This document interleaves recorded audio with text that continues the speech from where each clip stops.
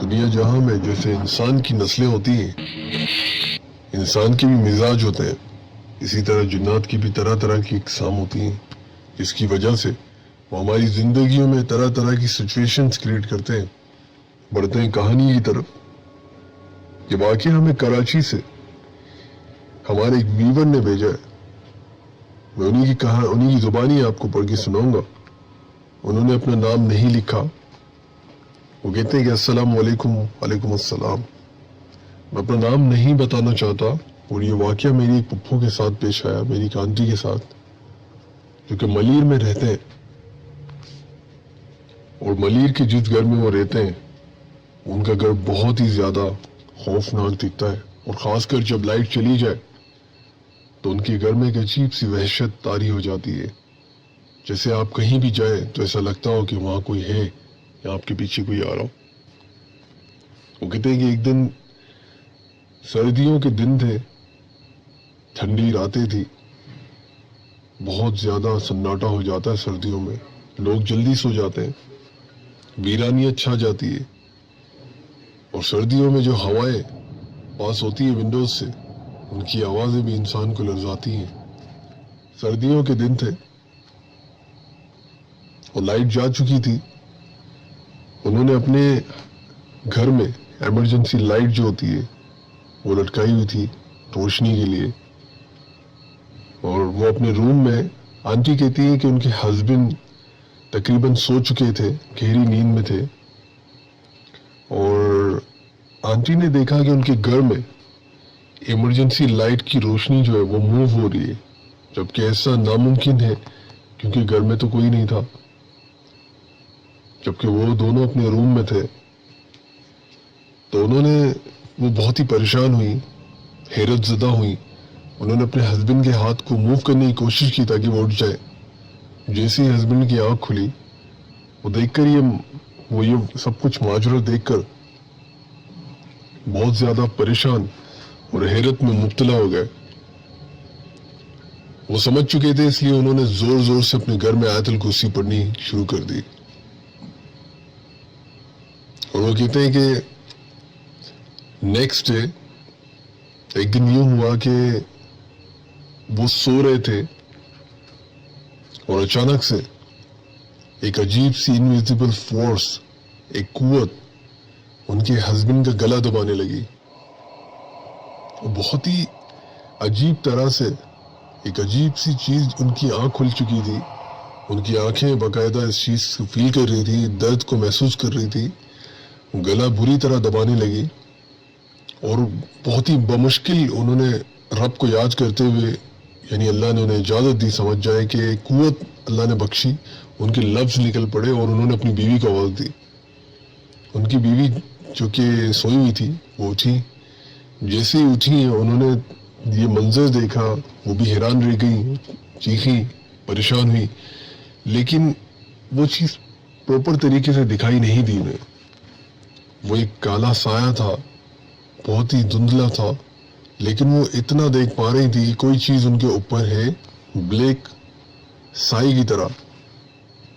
انہوں نے زور زور سے آیت الکرسی پڑھنا شروع کر دی اس کے بالکل پاس، اور یہ ہوا کہ وہ سایہ ایک دم ایک زوردار جھٹکے کے ساتھ یوں باہر کی طرف نکلا، اور کہکے لگاتے ہوئے، جیسے کوئی ہنستے ہوئے نکل جاتا ہے اس طرح وہ کہکے لگاتے ہوئے دروازے سے ایک دم باہر چلا گیا۔ وہ کہتی ہے کہ ہم بہت پریشان ہو گئے، اور اس کے بعد انہوں نے ایک عالم سے رابطہ کیا، ایک سوچ سمجھ کے کسی عالم سے رابطہ کیا۔ اس کے بعد انہوں نے پورا گھر دکھایا، پورا ماجرا بتایا انہیں۔ اس عالم نے کہا کہ تم پر کسی نے کالا جادو کروایا ہے، اور وہ جن جو کالے جادو کے تھرو یہاں داخل ہوا ہے وہ آسانی سے پیچھا نہیں چھوڑے گا، وہ جان لے لے گا، اور وہ جانی نقصان اور مالی نقصان کرنے کے لیے آیا ہے۔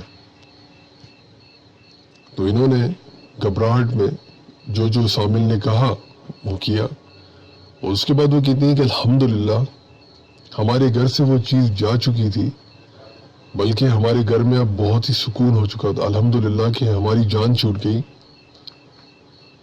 اور آپ بھی تمام دوستوں سے گزارش ہے کہ صحیح پہچان کیجئے، جنات جو کہ ایک الگ مخلوق ہے، وہ انسان سے زیادہ طاقتور ہے، لیکن کئی چیزوں میں ہم ان سے زیادہ افضل ہیں اور طاقتور بھی ہیں، کیونکہ ہمارے پاس کلام الہی ہے، اس کا ورد رکھیں۔ کیونکہ بلال خان کی کہانی میں ہم نے سنا تھا پچھلی، صفائی نصف ایمان ہے، صفائی رکھیں، انشاءاللہ تعالی اللہ کی حفاظت میں رہیں گے۔ بہت شکریہ کہانی بھیجنے کے لیے۔ بڑھتے ایک اور کہانی کی طرف۔ یہ کہانی ہمیں ثنا علی نے کراچی سے ہی بھیجی ہے، اور یہ واقعہ بھی ملیر کا واقعہ ہے۔ بہت سارے لوگ جو ملیر میں رہتے ہیں وہ جانتے ہوں گے کہ یہ علاقہ اور جو ثنا علی بتانے والی ہے کس ایریے میں یہ ہانٹڈ چیزیں ہیں اور کیا نہیں ہیں۔ بڑھتے کہانی کی طرف، پروگرام ناقابل فراموش۔ السلام علیکم۔ ایک واقعہ میں آپ کے ساتھ شیئر کرنا چاہتی ہوں۔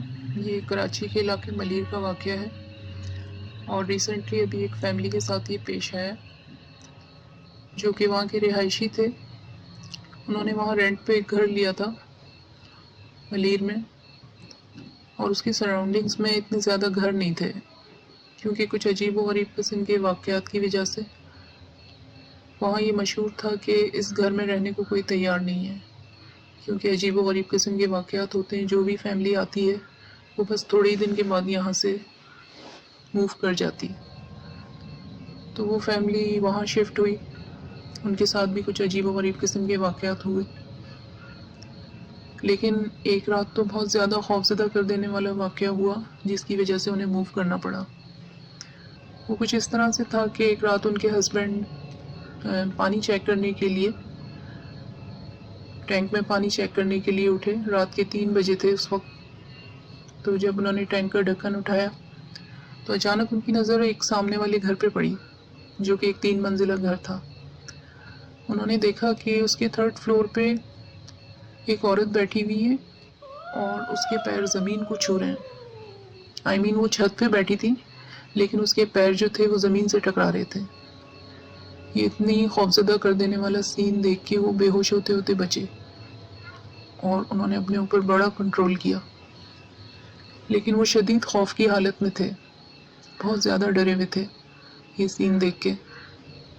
انہوں نے سارا واقعہ بتایا لوگوں کو کہ اس طرح سے یہ پیش آیا، کیونکہ لوگ وہاں کے تھوڑا بہت علم تھا انہیں، وہ لوگ جانتے تھے کہ یہاں عجیب و غریب قسم کے واقعات ہوتے ہیں، اور کوئی عورت بھی نظر آتی ہے، لیکن آج تک اس عورت نے کسی کو نقصان نہیں پہنچایا، لیکن وہ خود اتنی خوفزدہ کر دینے والی ہے، اس وجہ سے اس گھر میں رہنے کو کوئی بھی تیار نہیں ہوتا، اس گلی میں، اس گھر میں۔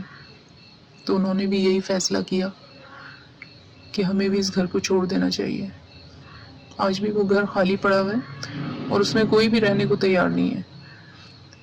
اس کی لائٹس تو آن رہتی ہیں، لیکن وہاں رہائش کسی کی بھی نہیں ہے، نہ اس گھر میں کوئی رینٹ پہ آتا ہے، نہ اس گھر کو کوئی خریدنے کو تیار ہے، انہی واقعات کی وجہ سے آج بھی وہ گھر خالی پڑا ہوا ہے۔